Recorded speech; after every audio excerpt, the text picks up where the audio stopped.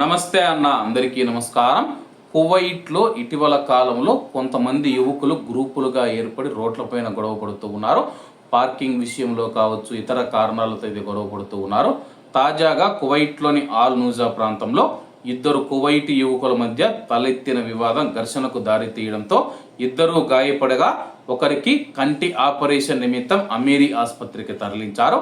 అలాగే ఆ ప్రాంతంలో గొడవ జరిగిన తర్వాత ఈ సంఘటన గురించి మినిస్ట్రీ ఆఫ్ ఇంటీరియర్ ఆపరేషన్ రూమ్కు సమాచారం అందింది. ఆ తర్వాత వారిలో ఒక వ్యక్తి ఫైహా పోలీస్ స్టేషన్లో దాడిపై ఫిర్యాదు చేయగా సుమారు 15 నిమిషాల తర్వాత రెండవ వ్యక్తి కూడా అదే విధమైన ఫిర్యాదు చేయడానికి అక్కడికి వచ్చాడు. ఈ రెండు ఫిర్యాదులు ఒకే గొడవకు సంబంధించినవని చెప్పేసి పోలీసు అధికారులు నిర్ధారించారు. ప్రాథమిక విచారణలో తేలింది ఏమిటంటే కానీ నూజా పార్కింగ్ స్థలంలో ఓ వ్యక్తి వెళ్ళిపోతూ ఉన్న మరో వ్యక్తి వాహనాన్ని అడ్డగించడంతో ఈ గొడవ మొదలైంది.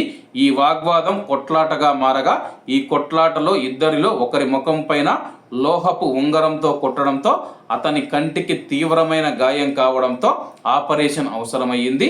ఘర్షణలో తనకు గాయాలైనట్లు ధృవీకరిస్తూ రెండో వ్యక్తి కూడా వైద్య నివేదికను సమర్పించాడు. పబ్లిక్ ప్రాసిక్యూషన్ కేసు నమోదు చేయాలని ఆదేశించింది. తదుపరి దర్యాప్తు నిర్వహించేందుకు జనరల్ డిపార్ట్మెంట్ ఆఫ్ క్రిమినల్ ఇన్వెస్టిగేషన్కు ఈ యొక్క కేసును అయితే బదిలీ చేయడం జరిగిందనమాట.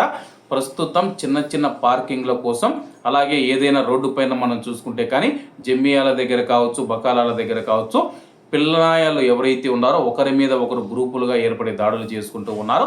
కాబట్టి కువైట్లో ఉన్న మన భారతీయులు ఇటువంటి గొడవలకు చాలా దూరంగా ఉండండి. ఎందుకంటే మనలాంటి వాళ్ళు వెళితే కానీ మేము కొట్టుకుంటుంటే వీళ్ళు నవ్వడానికి, ఎగతాళి చేయడానికి వచ్చారని చెప్పేసి తిరిగి మళ్ళా మన మీద దాడి చేసే అవకాశాలు ఉన్నాయి. ఇటువంటివి కువైట్లో అనేకం జరిగాయి అన్నమాట.